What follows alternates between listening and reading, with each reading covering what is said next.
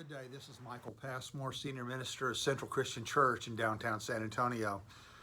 I'm doing some thinking as we continue the process of watching the political and cultural upheaval going on around us.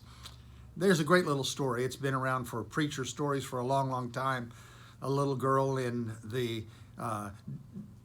den of the home, drawing feverishly on a piece of paper and intense concentration. And the father comes up to the little girl and says, "What are you drawing, honey?" And she says, "I am drawing a picture of God." And the father tries to reply by saying, "Nobody knows what God looks like." And then with a smile on her face, she says, "Well, they will all know when I finish drawing my picture."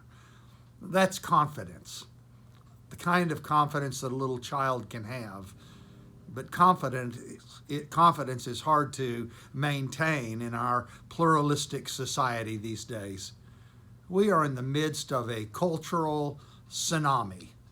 Societal seismic activity has been largely ignored for many years.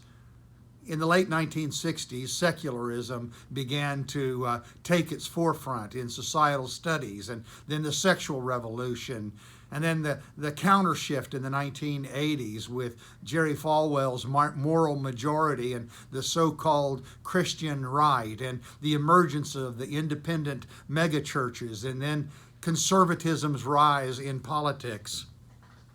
So now we find ourselves divided, red states and blue states, religiously divided, culturally ripped at the seams, multi-sexual, multi-religious, multi-ethnic. What a great time to be alive in the church. It is hard, though. I can remember when Jesus said it, "I send you out as sheep in the midst of wolves." And then he continued on, saying to his disciples, "You must be wise as serpents and gentle as doves." You ought to look it up, the 10th chapter of Matthew's Gospel. I quoted the 16th verse, but read around in there and see if it doesn't sound like our times. There are those who would love to wipe the name of God out of American history.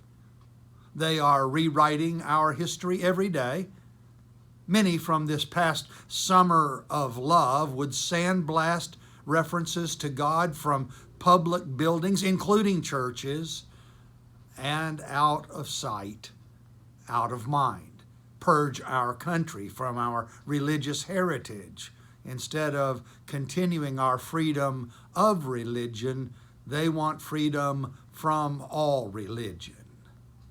The battle may be bigger than you think.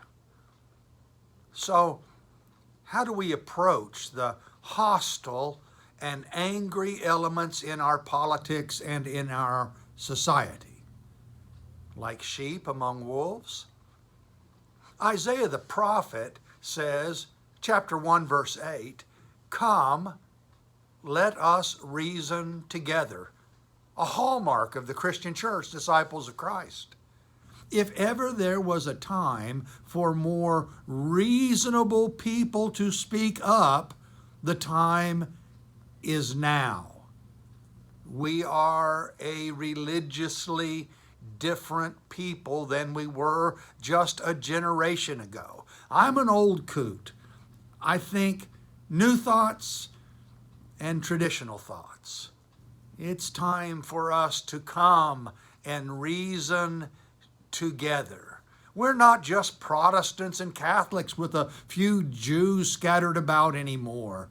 We are Muslim and Buddhist, Baha'i, Hindu, Native American, New Age.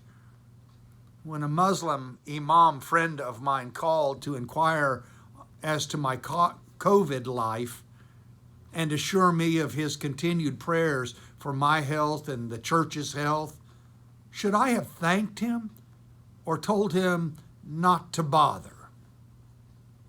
I thanked him for his prayers. Come now, let us reason together. And then Paul writes to the church in Rome, chapter 12, verse 18. If possible, as much as it depends on you, live at peace with everyone. If possible, now is the time to salvage. There are wolves out there, so be crafty, wise as a serpent, but be innocent and gentle like a dove. Love God with everything, and love your neighbor as you love yourself. Thank you for letting me share.